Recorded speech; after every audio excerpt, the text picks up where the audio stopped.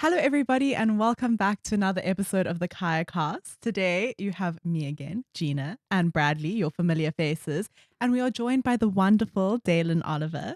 Hey! Dalin is a award-winning comedian, former radio host, podcaster, so this is relevant, and a content creator, we would say. Content. But what we always ask people is, what is missing from that kind of introduction that people should know? Linda's favorite child. Okay. Because Linda's my mother. 100%. Yes. And we are three. Yes. 2 girls and me. Okay. And you know when you look at your mom or your dad and you go, I'm your favorite. And they can't say it, but their body language says it all.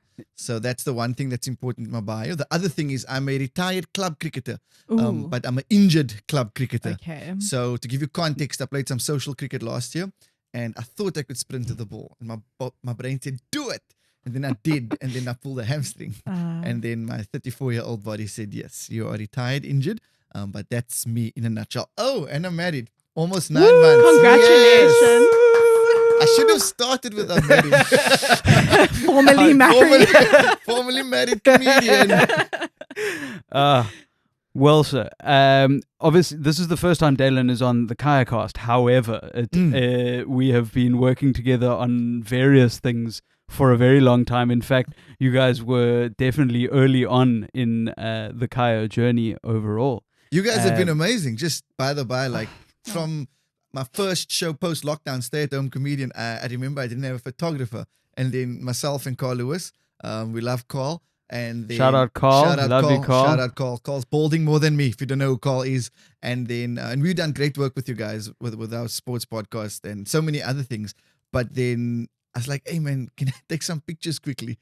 I don't have a budget, but I just need some photos. I have a show coming. And then we launched the National Award nominated sporting podcast. Non-traveling that reserves. Is non-traveling reserves.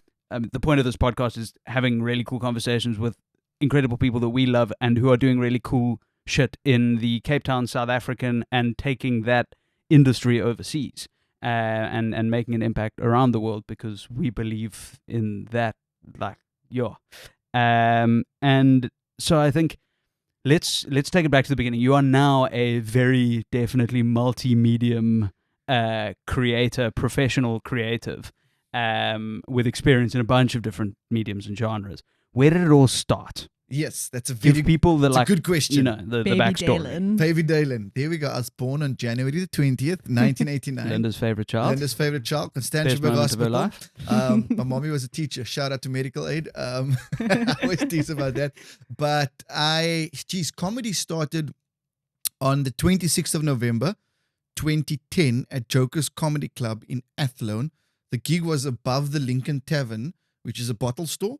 And then Melody Chev Lane, big love to Melody because the idea of comedy was always in my brain, but I never wanted to pursue it professionally. Growing up, I think everyone that plays sport wants to pursue sport professionally. So my dream was always to play cricket for South Africa. That was the dream. Oh my word, I want to play for the Proteas.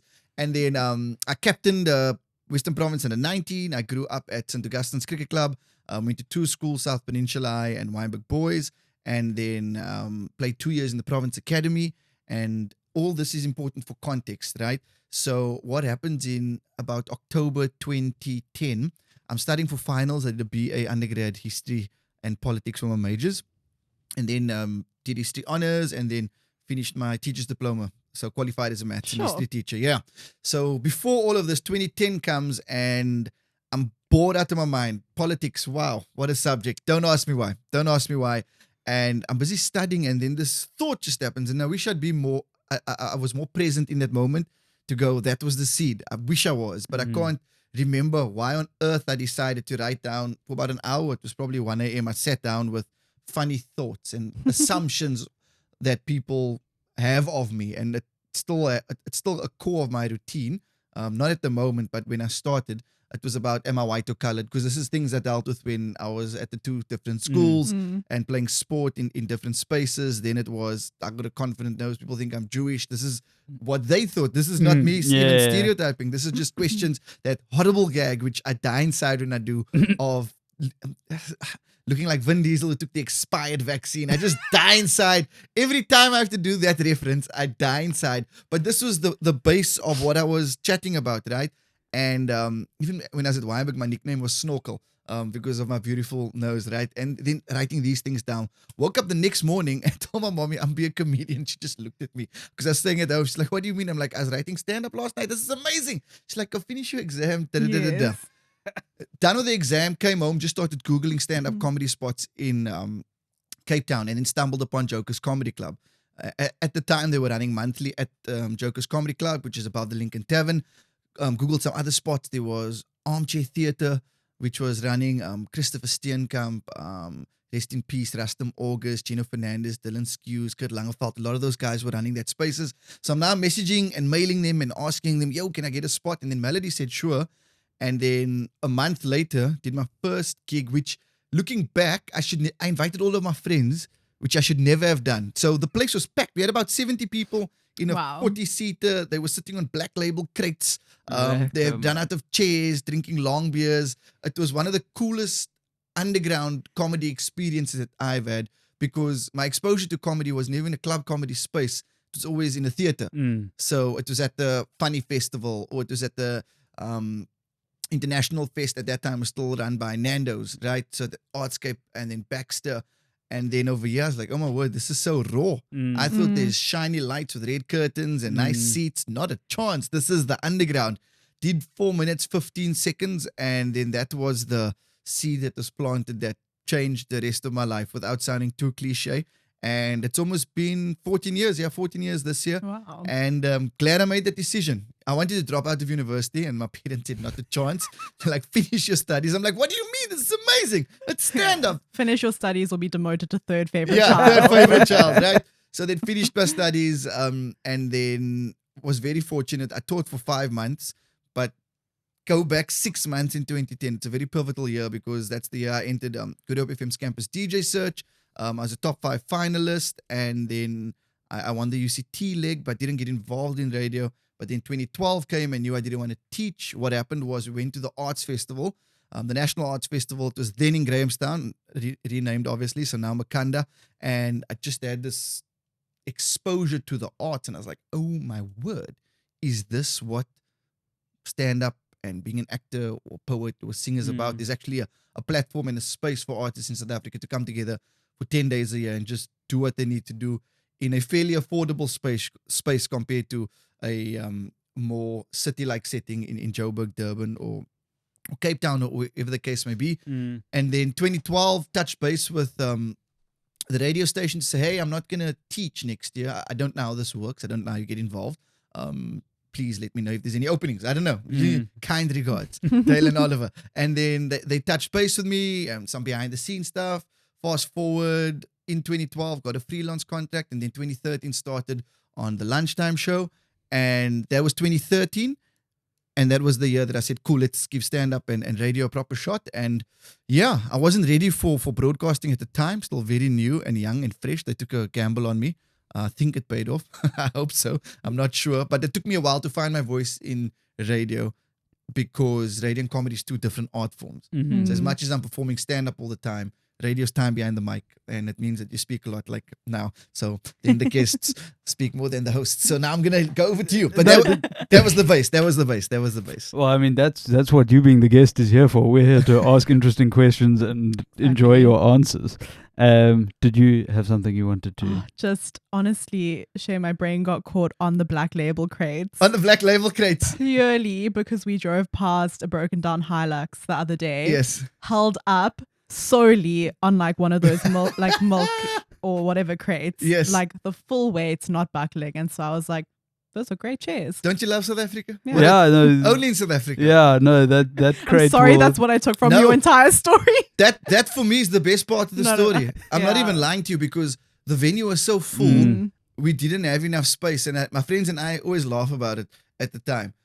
Because a lot of my buddies also came from the other side of the line. So they're coming from the Caucasian suburbs of Cape Town. They're like, every time they see me, because they've been great to support, they're like, Dalin, we came to sit on crates in Athlone for you. Don't ever think that we don't support you. Yes. I'm like, not a chance, bruh. But the beauty of it was that sometimes the crate had the beer stored in the bottom. so you could use this as a little. That's just practical. Yeah, you Brilliant, just right? slide So right mini out. fridge and everything. So that was my first exposure to Yes. stand up. I went to go watch some shows 2 weeks before, the week before, month before at Armchair Theatre. Mm. And I was like, wow, this world exists. I didn't know this world exists. No one told me about it. And now it feels like you're so exposed to it. So when people say they don't know there's a stand-up comedy scene, you're like, what do you mean? It's happening every week in a restaurant, a pub, a venue near you. Yeah. And it's more accessible. Look at online spaces now. It's in everyone's face. Yeah. I remember, I mean, we chatted when we were chatting actually for the show you did at the cafe, and we were kind of talking about it, and we were just chatting about the scene and the state it was in. And I mean, that was what, late 21? 22. 22, sorry, that was 22. last year. Yeah. It feels like Last year's 23. 23. Yeah, but was it Oh, was no, it we either filmed, the end of the when we was filmed it? last year. No. It was either early 23 or late 23. We filmed Yeah. early 23. Okay, yeah, We early filmed- 23. You should know. I'm pretty sure. Actually, you should have brought it today. You asked Brad to save a poster from the show, and it's literally the only thing Oh stuck my up on his goodness. wall. Did you save it?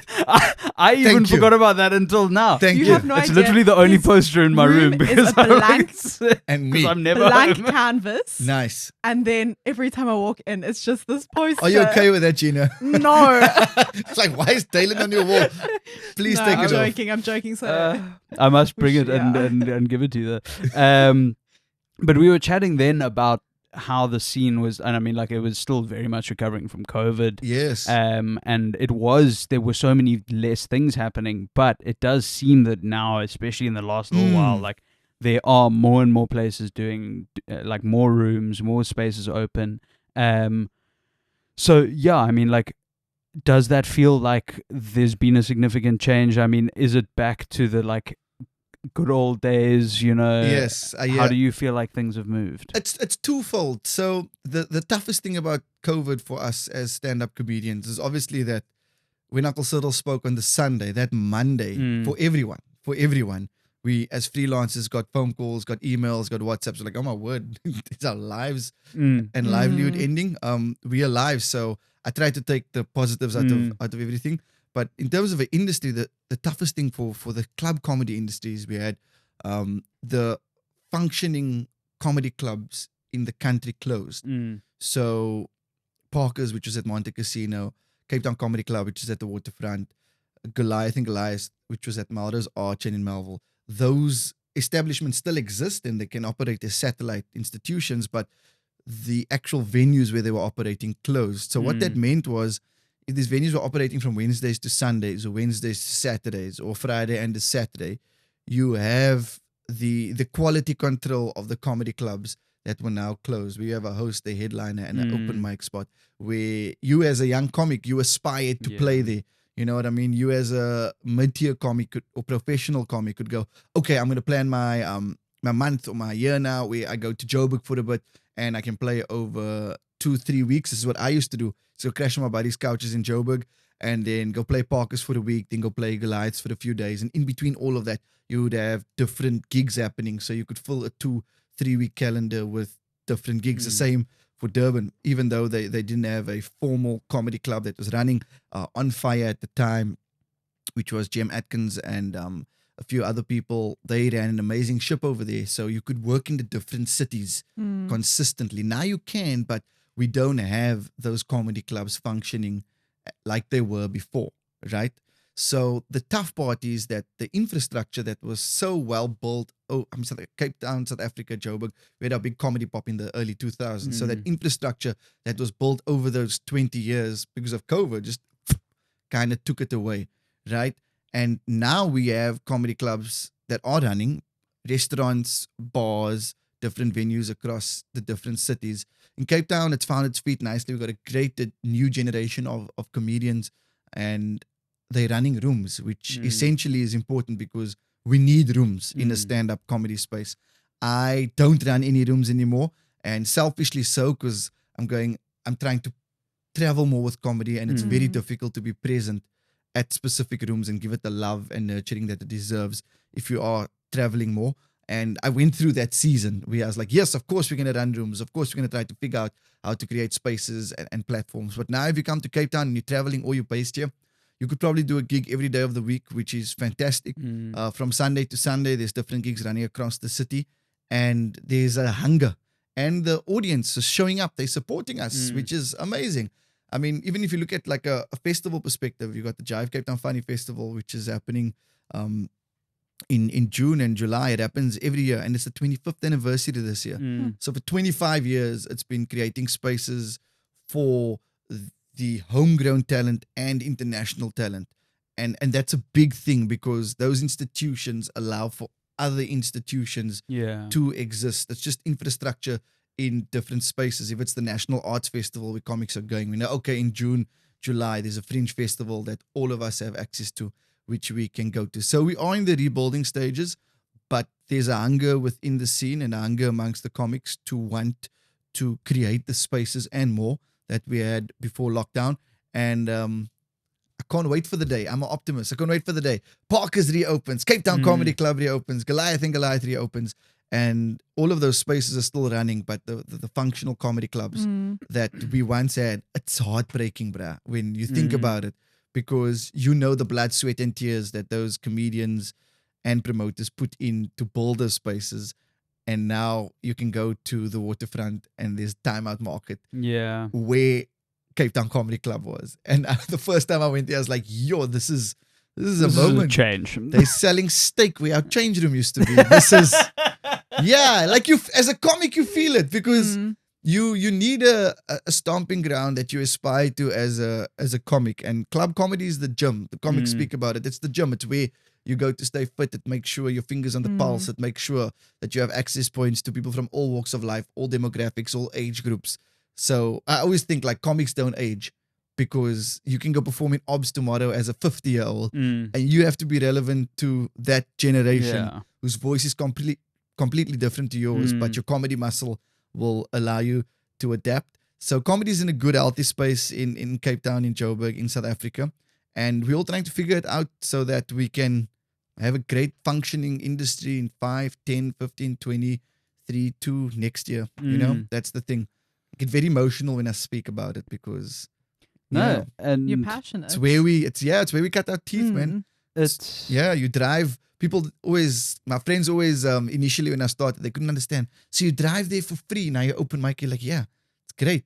I'll still drive there for free now. I just want to be on stage. That's the happiness factor, being on stage for 10, 15, 20, 30 minutes, 5 minutes. And sometimes not even performing, just watching comedians. Sometimes I'll go to Armchair in OBS on a Wednesday and just watch new comics, just to be inspired. I'm like, oh my word, this is great. The belly is still there, the hunger is still there. And it's like a good checkpoint for me to go, are you still present? Like, because the scariest thing for me is going, yes, it's great when I've managed to build an audience and people come to watch my shows, but I always want to be relevant to that club comedy market who is not necessarily my audience.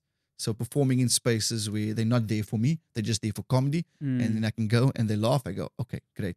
I'm not just leaning on the fact that it's my audience. But you also want to build your audience because they're the ones who come to your show. So it's that balance. Well, speaking about audiences, and correct me if I'm wrong, you recently did a stint in Australia. Yes, that was fun. Very interested to hear about, the reception with those audiences. Yes. People say there's a lot of like similarities in South African and Australian like culture and humor. I don't know, I've not been, so you let us know. Australia was good. Australia was important for me. I wanted to do it in 2020, but hey, fuck you. Exactly. Yeah, no.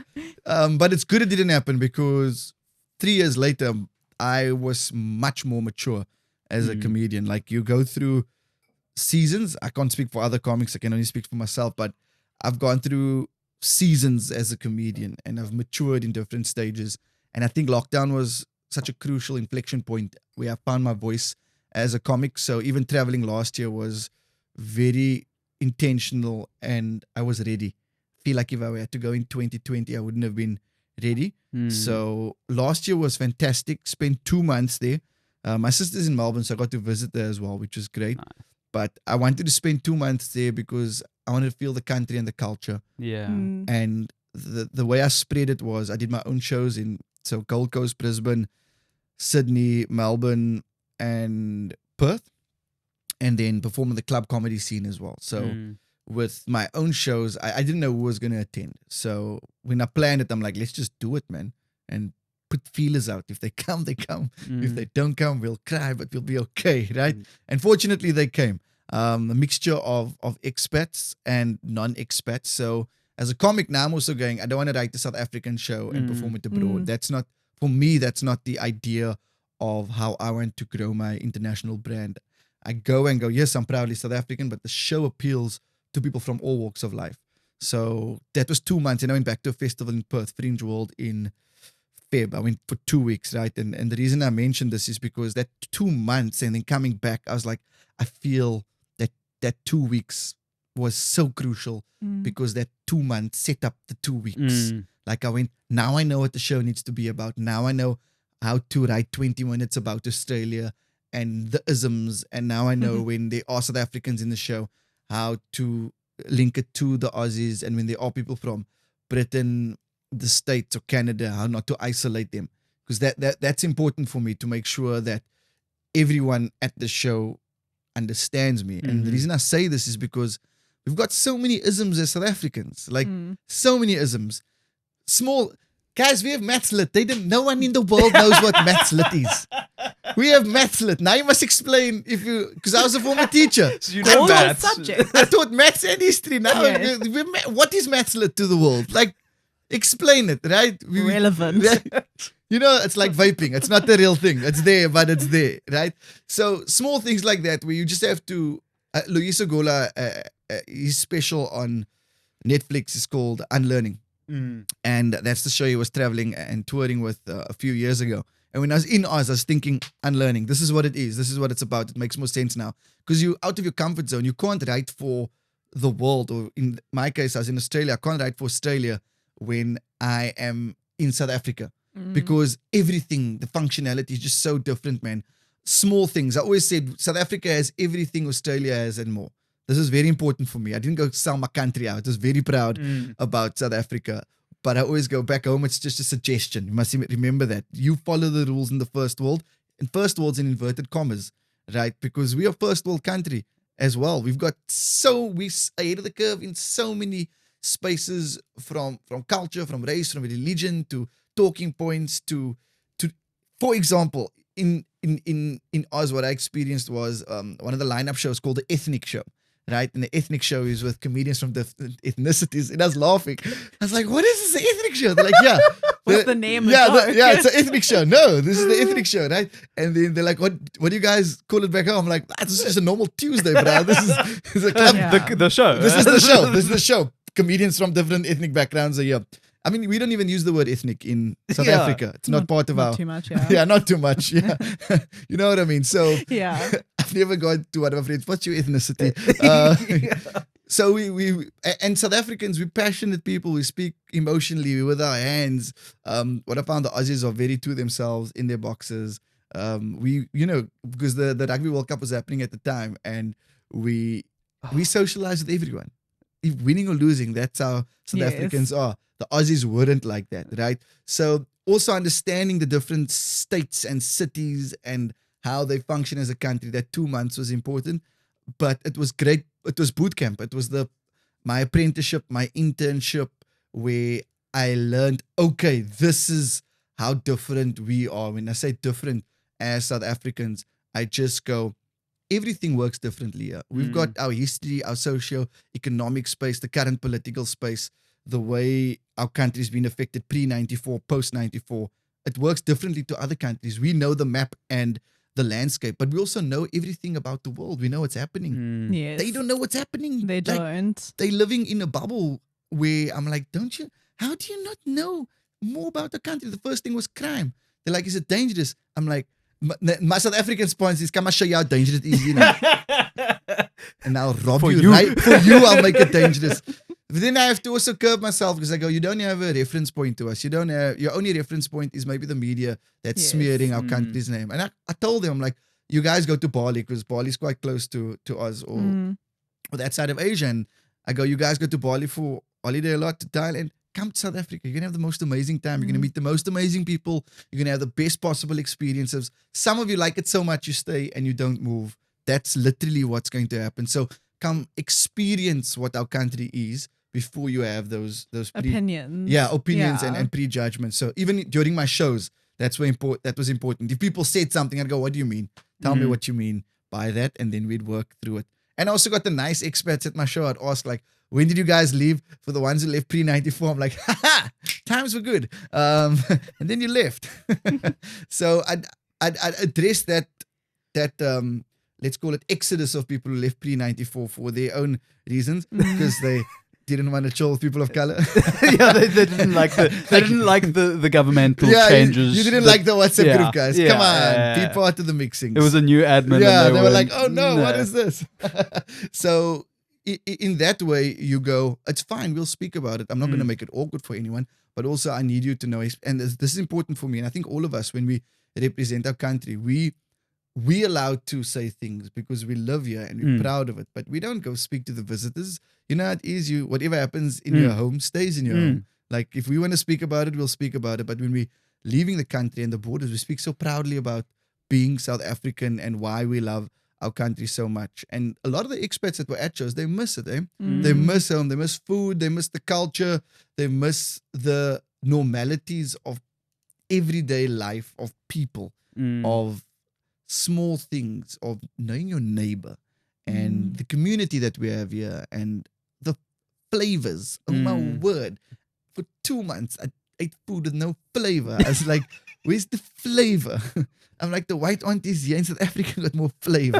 And that's saying something. Yeah. MasterChef Australia has me fooled. I thought I would get a it's great just them culinary 12 experience. that can cook. That's it. That I think it's only the people on TV, man. So yeah, but look, all in all, great experience. Loved it. I never had any untoward experiences with local Aussies, with the expats that were there, and people from other nationalities. It was a great overall boot camp for me as a comic, and now I'm ready to just spread my footprint into more spaces globally. Probably got one of the biggest tours of my life happening in July, August. Yeah, things will be released in the next. I'm laughing when I say things will be released. I'm going, is the show live yet, guys?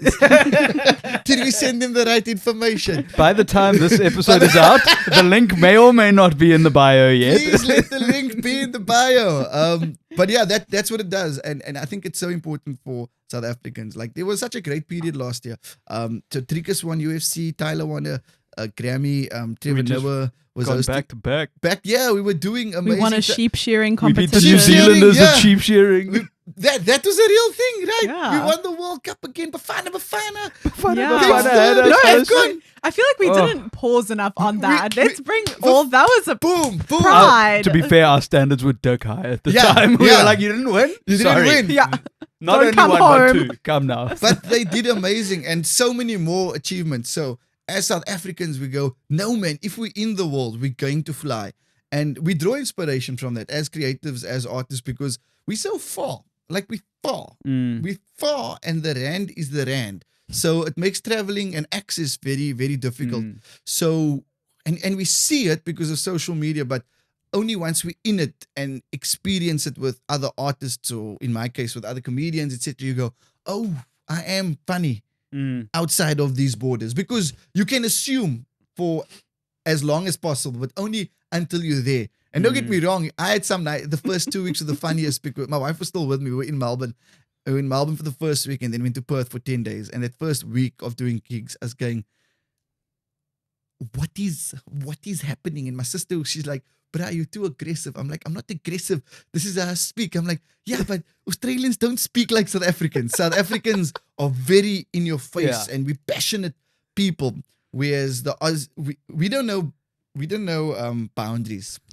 That's the thing. We would hug a stranger. Like, if the Springboks win, you kissing a stranger. And not in any untoward way. That's just how we function as a people. So learning the isms of the new space you're in is very important. But also just staying true to yourself. Don't go changing, man. Like learning to speak slower as well. Because we speak fast and we don't know this until we speak to people who are looking at us. They're laughing, but they're listening more. So that for me was interesting. but then I can't speak too slow because then I can't get into the juice and your flow of my performance and my flow, because now I'm double checking, did I say that word right? Did I say it wrong? So overall, the experience was great. I would definitely go back. Really, really enjoyed it. It's far. That's the only thing. Oh my word, it's far and it's expensive. Like it's expensive. I remember in the first week we had, it was lunch, we had a burger and chips, and then dinner we had burger and chips. And we spent like, when I say we, my wife and I, right? And we spent like $1,000 to 1,500. And I was going, am I losing the plot here, or is this food expensive? No, it's fucking expensive. Yeah, it's expensive, Fuck right? off expensive. Yeah. And I'm just going, and I was like, the rand is hurting. Yeah, I just had a meltdown. Everything about South Africa except the rand. Yeah, I had a meltdown. I was going, we deserve the rand to be stronger. This is a lot, right? So from that perspective, like, when people say how was it, I'm like, it was expensive. This is important to know. Like, there's no shame in asking friends or family, yo, can I crash by you? But don't ask strangers. I mean, sometimes they'll say yes, but make the rand stretch as best as possible, because your art is important, but living is also important, and just balance it by going, you don't have to have the burger and chips. That you learn in your first week. You can carry around a jar of peanut butter and an apple and a loaf of bread. We were rolling like that. That's how we were rolling, right? Yeah. We were on the road. We were peanut buttering it up. We're jamming it up. Yeah. Cheese and then so things bread. that preserve well. Great stuff. But also, like, we're Except South for Africans. cheese. That's Yeah, joke. that's like, great. That's lamb. That's fine. That's a date, bro. Eating that on a pavement with an ocean view. Oh, yeah, chill. Other people might have shame or something. Yeah, no. Don't come at South Africans with that. But that's the thing. We'll eat our tubruki. And we're happy. They're like, what? I'm like, I'm here. That's the gift. Yes. I'm here. I can't complain. Yes. And also, the thing about South Africa, and this you learn, when you try to give context to our country, you're like, I don't complain a lot. I try my best not to complain, because there's always someone who is worse off than you, or someone who has less than you. So we have empathy and sympathy and perspective, because we know everything in terms of, again, our country's socio-economic, historical circumstances. So it's easy to complain. Like, I won't forget, the trains were late one day, and this one bro was complaining. I'm like, bruh, be grateful that you have trained. That your train arrived. I'm like, our train could be burning. It could be burning. And it's like, I'm not even being horrible. They could have stolen the cables. Yeah. There's so many factors. Don't worry, it might not be burning. Yeah, it might not be burning. It just might not be lines. Might not be lines. There's so many factors that you have to take into account. So we're very aware, and we're empathetic, and we're sympathetic. And we're good humans, man. We're good humans. And I missed home. I missed home a lot. After the first month, I was like, oh, I miss home. I miss small things. I missed the chaos of traffic and people being You miss borderline. taxis. Miss taxis. It's a weird thing. It was so nice driving home when I arrived the first week. I was laughing with my wife. I'm like, I'm just going to drive down the main road for like 30 minutes and enjoy all the chaos. Symphony. Yeah. That's a beauty. Even when I was, because I grew up in Retreat, what I would do, so I would take train, right? So I'd either go from Heathfield Station or from Retreat Station. And then depending what day it was, my mom would either fetch me, or I'd take a taxi home now and then, or I'd walk. But my best days were walking home from Retreat Station, because we were right at the end of 11th Avenue. So walking through the beautiful chaos of a main road, so many moving parts from avenue to avenue, from corner to corner. And you don't get that anywhere else. And you know the characters. You know that even if you're not friends with them, you know the characters. Your WhatsApp group has that character. Your friendship group, your family group has that characters. And yeah, there's no place like home, bro. That's the bottom line. Amen. A very long explanation. No, I mean, amen to that. And I mean, you touched on so many things that I agree with. And, you know, I think it's so much of what we do and what we're about is that belief that, like, you know, and look, I think as South Africans, our patriotism is really interesting, because we have very realistic patriotism. Yes. Because we're not going to, like, pretend any of the cuck that isn't working is working. Yeah, no, we're honest about we're things. very honest about the shit that doesn't work. Yeah. And we will tell and we'll hold. Yes. But you're right. We'll internally, that's our shit to That's deal with. ours. We can cuck on everything that's happening. That's Yeah. ours. But I mean, and you see it online. Yeah. You go against the South African Don't online. Don't you dare. Don't you dare, 'Cause no. we will all We'll come all come for you. Like, yeah. yeah. Yeah, back So home they would you go, don't get to cuck on our government. we We get do. Yeah, 100%, bruh. There's this video with, I think, Fakile Mbalula, and there's the BBC reporter who is speaking to him, and then Fakile just whips out files, and this guy, I can see this man's English face going, what is happening? They are calling me out and I don't know what to do. We're like, yeah, but I stay out of our family WhatsApp group. We allowed to comment on it because we are hands-on involved and we're experiencing it, but you not to as an outsider. So even when I was in Oz and they spoke about crime or this or corruption, I'd be like, you guys are just as corrupt. And I'd bring it up in the shows, and they didn't like the basis when I was bringing up politics and corruption. It's like a way you have to do it. And when I was there for the first few weeks, I didn't know there's a way. And I just went in, You were in South Africa. South Africa, they're like, my sister's like, no, bruh, I told you can't just go into all the facts with these people. They don't like all the facts. I don't know. I feel like that's kind of really weird. We love all the facts. If you hide from like reality, it's just you're just gonna be fucked up for longer. World. Yeah, yeah. That's I mean, the grass is always greener on the other side. It's like there's shit everywhere. There we go. That inverted commas is a thing, man. So I always go, I love the fact that we speak about things here. We can call people out and we can exist openly and honestly as South Africans, which people can only understand once they experience it.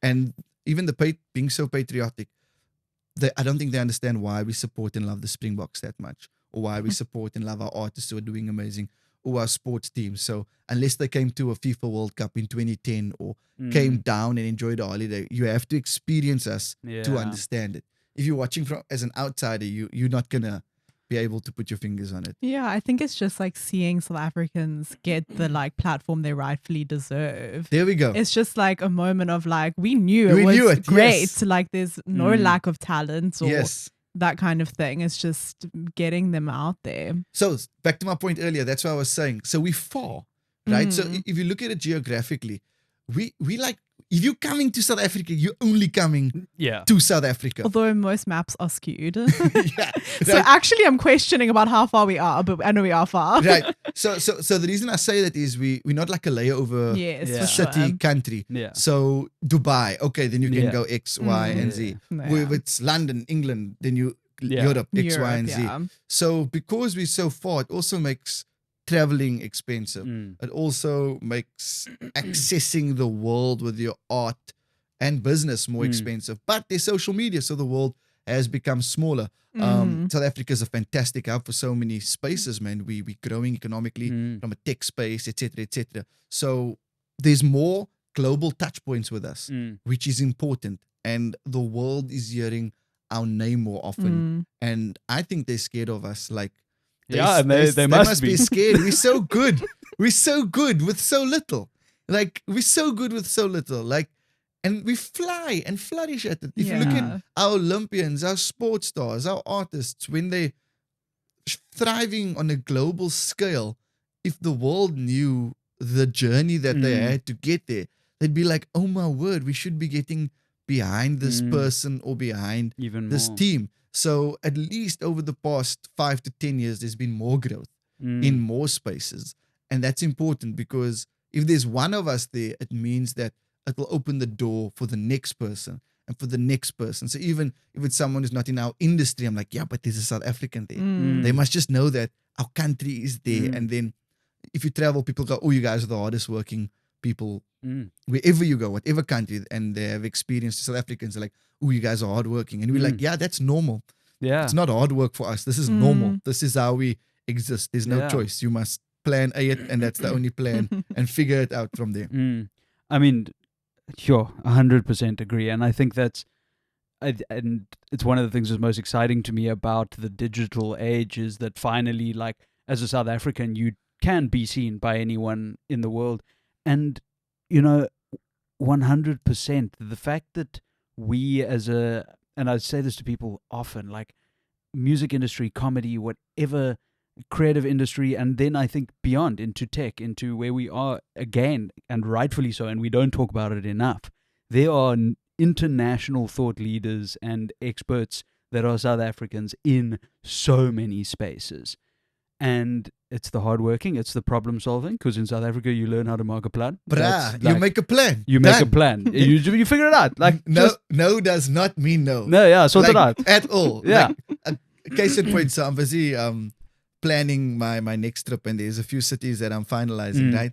So I don't have management. I got an email address and a phone, and we're gonna set it up, and we're gonna go. And if people don't come, they don't come, but we are there, right? 2 people, it's an audience.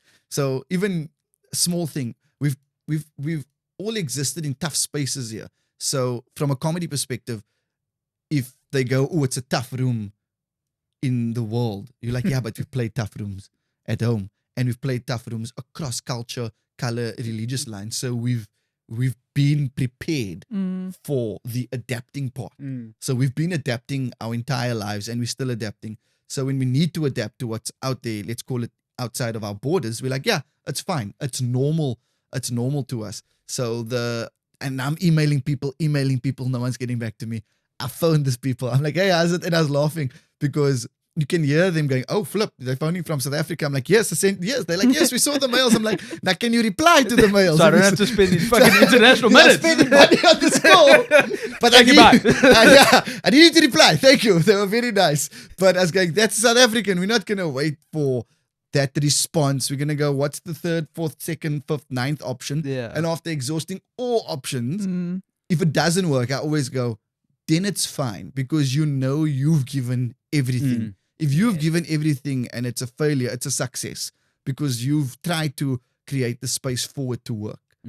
But if it's just a once-off, hi, come on, man. Did you really try? Did you really try? We're not brought up like that. Your mommy tell you, go knock on the door. Go knock on the door. Go. Ask them, did you get the email? And then you say no. Saying no is fine, but just don't leave me hanging in the internet. Yeah. Come on. We've got the talent. We've got the work ethic. We've got the capacity to problem solve. What are the things that, like, and I like the way you were talking about, like, going and learning from the Australian scene and that kind of thing. Having been in those other scenes, what are the things that you think are really worth bringing back? Yeah. While retaining our South Africanness. Good question, man, because it all comes down to infrastructure. So this is my personal opinion. All politicians steal. Just depends on what level. So even when I was in Oz and they came at South Africa, I'm like, you guys steal. Don't do this, because we will fight aggressively, but not even physically, just more depth in our words, right? And in our bodily actions. So for me, infrastructure, man, I was blown away. And it always breaks my heart when I say this, because as South Africans, we're so proud of our country. So I don't like going to other countries and complimenting them. We're like, oh my word, this is amazing. So the comedy infrastructure blew my mind, like completely blew my mind from a festival perspective.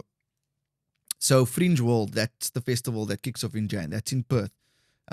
Dates are rough, so just go with me. And if I miss a few timelines, but this is what it looks like. No, you've been great. You've been giving us months and weeks. You were like in October 2010. I'm like, no, you said the date. You said the 26th of November. Yeah, no. So please don't apologize for your timelines.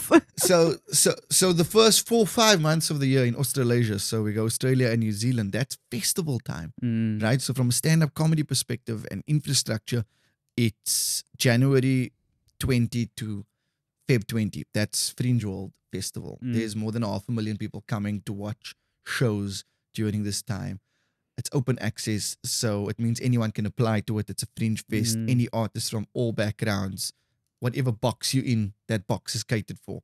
Then they go to Adelaide. I think Adelaide's the second biggest fringe festival after Edinburgh, right? And Adelaide happens for another month. So I'm just going rough timelines. In Adelaide's from mid-Feb to mid-March. Then in between that, you have you got a fest in Brisbane, Gold Coast, Canberra, and that happens in that March to April period into April, May.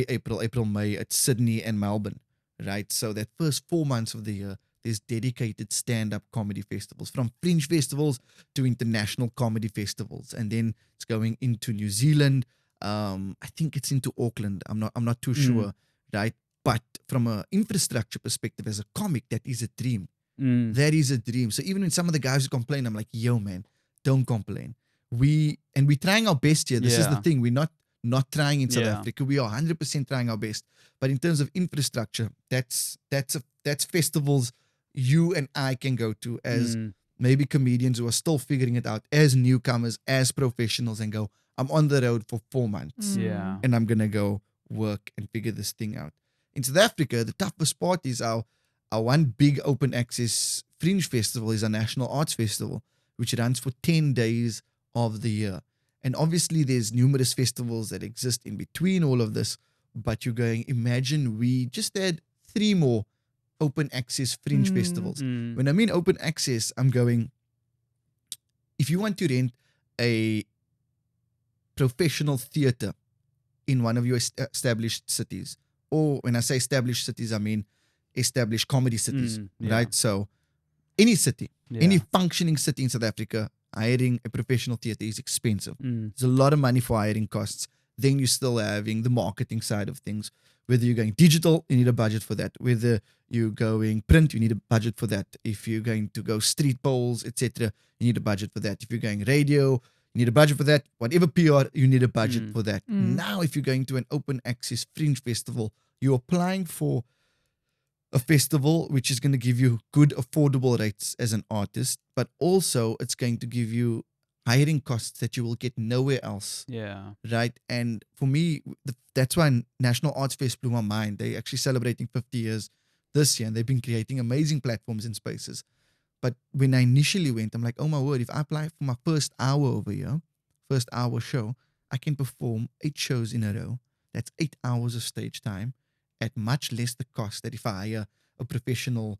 And when I say professional, I mean the Art Fest is highly professional, but they breaking down Makanda. There's different schools and halls. You can get a 50-seater, a 100-seater, a 20-seater, a 200-seater. You don't have the stress of having the city's pressure behind you, the city's numbers, the audience expectations. You can go figure it out. As an artist, let me go figure it out more. So as an artist, my dream is that we have that type of infrastructure where we have more spaces to figure it out and travel across the country with more ease, with more venues where there's an existing audience, you know what I mean, that's been created and curated over the years. And with it being a fringe festival, it makes it beautiful because then they're going, if you think you're funny and you're betting on yourself to be a professional in whatever art space, in my space as a comedian, send us a mail and apply. And if we give you thumbs up, you can pull in. And then you go, oh my word, I'm building now and I'm figuring out the business side, but I'm also growing my art, I'm growing my show, I'm growing my hour, I'm growing my voice. And then that's a different season that you go through. So that was my one big thing, which I actually came home with. And I was sad, man. I was sad. I had mad withdrawals. I'm like, yo, I wish there was a festival to go to now. And then again, I went to a festival. So then I went to Laugh Africa. I went to CAYA, which is great. Fantastic festival. Love it to bits. First time they had an English stand-up comedy stage. Nice. I'm like, amazing. And that's great because we need more spaces like that. Because then if CAYA grows to have more of a English stand-up comedy fringe stage, that means, in our calendars, we can plan it for 5 to 10 days. In March, we can go work on things and go to a different city where infrastructure exists from a stand-up comedy perspective. Then we can go, I know in Bloemfontein, there's another festival that happens close to the end of the year. And then we have that there. And then National Art Fest, like the midpoint. But then around that midpoint, you have 3 festivals happening from Jan through to June. And then June, July, you have your Arts Fest. And then from July onwards through to December, you have 3 more festivals. And don't get me wrong, when I say festivals, we've got a lot of festivals. But I'm talking about open access fringe festivals where we can apply to as artists. Where it's not necessarily curated by invite only. And we understand why those exist. All of it's important, right? But when we have open access, we're just opening up the pool and, for lack of a better quote, making the circle bigger. Do you know what I mean? So that was my big sad moment point where I'm like, we have such fantastic artists. Imagine if we had this infrastructure, the world would not be ready because we know how to create. Our stories are so layered with texture, with the nuances, with the fabric of each individual's cultural upbringing. And even if I'm a kid from Retreat, but if there's another kid from Retreat, our stories might cross paths, but they're all different. and they all exist independently. And historically, we know with all the mixing that took place from the 15, 16, 17, 18, 1900s, all of us, our stories and our journeys. And the Springbok showed it, the strength in diversity. People, it's not cliche. There's so much strength in that diversity because it shows once we address the respective historical, racial, cultural, religious politics, and we speak as people, and we can sit around a braai and break bread and go, we humans first. Yo, we are so powerful. Yeah. And that's reflected in our art over the years. If you look at our artists who are creating for so long, whether it's locally or abroad, people abroad go, wow, this is amazing. Because they, like you said earlier, they haven't been exposed to it before. Our story is so unique. Yeah. Their brains can't compute. Even with me, they can't understand why I'm this light-skinned, but I'm a brown person. I'd say I'm colored over there. I have no problems with it. But they couldn't understand. But if you're South African, you're like, what do you mean? Like totally. That makes sense. Yeah, you know what I mean? So I just bat for our country every day, man. And every single individual in this country, like you, the people are the game changer. For sure. We're going to make sure that this country is going to be okay. Yeah. Always try to understand other people's perspective. Like we grow up and we live in bubbles. I mean, think about it. I always go like, how many of our work colleagues or friends who are from different backgrounds do we actually know properly? Do we know where they come from, where they grew up? Do we know their parents? Because that gives perspective. And then you're like, oh, flip, man, you worked your ass off to get here. You had nothing in your favor. So just being aware of that. I think as South Africans, we're always aware that we need to be aware of that. Don't take it for granted that all of us in this room had equal access or equal opportunity. And as people, I think that just sets us up for being good humans. And yes, I'm not saying there's no politics and there's no issues. No, absolutely. But we can call it out. Yeah. You know what I mean? And we can have the conversation without getting violent about it, without being offended. And yeah, I'm not saying that there's not racist aunties and uncles, but come on, they exist all over the world. Exactly, but we're being realistic about it. Yeah, our generation. We're having the conversation. Yeah, we're having our generation. I think we're going to change it as people, man. This generation. Like a lot of people always go, do you have faith in the country? Like, of course, man. This is like the best time to be alive. We've got access. We're having conversations. We might not be where we want to in terms of empowerment economically and accessibility, etc. But it's better than it was 100 years ago. It's better than it was 50 years ago. So there's small steps, but it's important steps and it's good steps. And there's more mixing happening.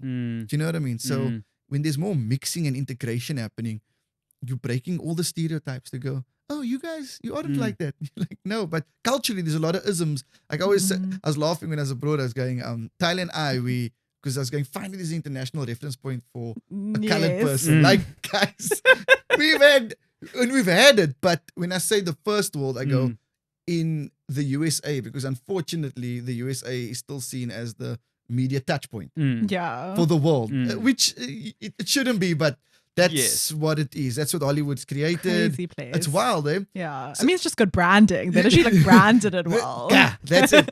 So I was even laughing, going, it's so great to see that Tyler's there, because I was like, we in the same family WhatsApp group, even if we don't look the same, because culture, there's so many isms that connect us. So yeah, man, just keep fighting for South Africa, wherever you are. Yeah. Just keep fighting for being a good person. Amen so to that. Positive. Have to feel be. positive. Have to be. We have to be, man. Like we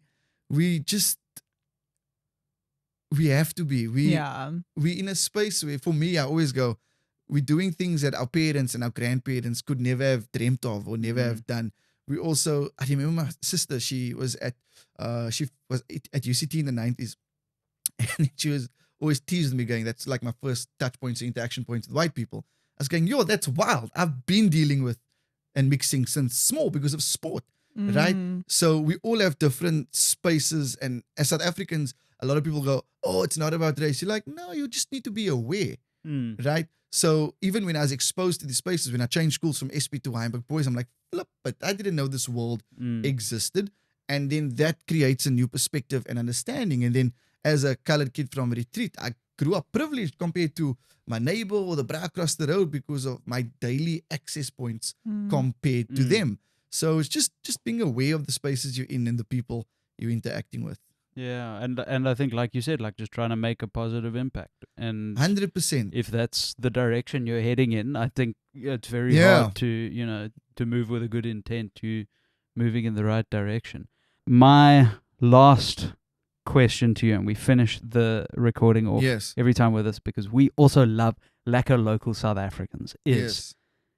who are some South Africans that you want to give some flowers to, who are doing cool shit Oh my that word. are either unrecognized, Wow. under-recognized, or just a homie that you want to give some love to. Wow, that's such a difficult. And it's also, caveat, not an exclusive list. Don't hate Dalin if he didn't mention you. Because this is a hard question to answer. Yeah. I'm going to be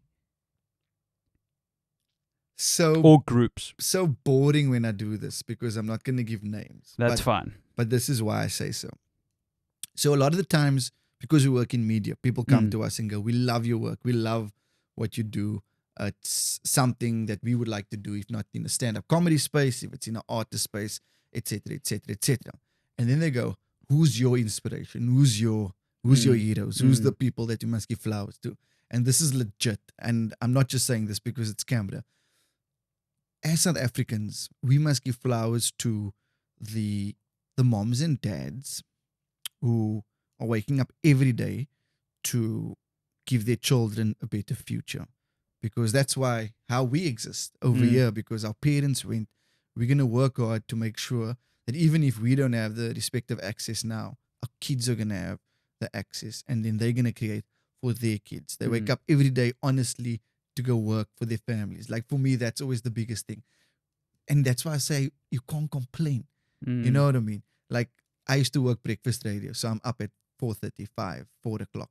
But I'm like, there's an uncle and an auntie waking up at that same time, working at 12 to 16-hour shift, might not get to see their kids, but one day that kid is going to have better opportunities because that mommy or daddy woke up and sacrificed for them. So that's like my legit heroes. And it's such a cop-out because I'm not giving direct flowers to people and their names, but the honest, hardworking moms and dads out there, man, just showing up for their kids and families every day. That's my inspiration. That's my life goals, because I don't know what success is, but for me, the definition would be making sure that I've created a space for my family one day, or some sort of legacy where family wins, or the kids who didn't have access win, or impacting someone who you didn't know, in whatever space, and just doing it sincerely and honestly, and making sure that I sound like a politician. I was about to say Dalin for president. No, do you know why? You know why? I've been, man, we look how we're sitting here today. 14 years later in my stand-up comedy career, 17 years later post-matric, I could never have dreamt of being in the spaces that I am today. And it's because of my parents and the communities I'm from and the schools that I went to and the sports spaces I was in. Every child who has a story and is a functioning South African citizen has had a village that has contributed to their success. I'm sure if we delve into Gina and Brad, it's the same thing. So for me, those are the heroes, man, because they did it selflessly and they didn't have to do it, but they still did it. Like, we grew up fairly selfish in this generation. So learning from the aunties and the uncles and our parents to go, what I'm doing now will have an impact for the future, and I will keep doing so and pursuing that excellence every day. Yes. I don't think it's a cop-out answer at all. I think it aligns perfectly with sort of our whole conversation and like where your heart's at. So thank you for joining us today. Thank you for having me and allowing me to be your uncle. Oh, Dalin, you're our favorite uncle. Yeah. Thank you. And to you too, keep being amazing, man. The Gen Zs you guys create. I love the work that you guys do on keeping solid human beings. And so excited. You're so young. I can't wait till you're 35. It's like in 11, 12 years. I like, know. I have My back is paining. Don't talk about back I already pain. have back pain. Like Gina says, is we've been aged so much by stress. Apparently, stress ages you 3, like No, like I'm 3x. actually genuinely and I'm like, worried. I feel, Yeah. it's been about 3 years. That makes me about 9 years older than I'm supposed to be. Well, And I'm pretty my sure back- laughing helps you stay young, like the So- dopamine and whatnot. So Yes. basically, we should Thanks, give comics Dalin. everything we have. Thank you. We actually are 5 years younger after this. Yes. Thank you. Thank you. Thank you. Really Appreciate you. appreciate it.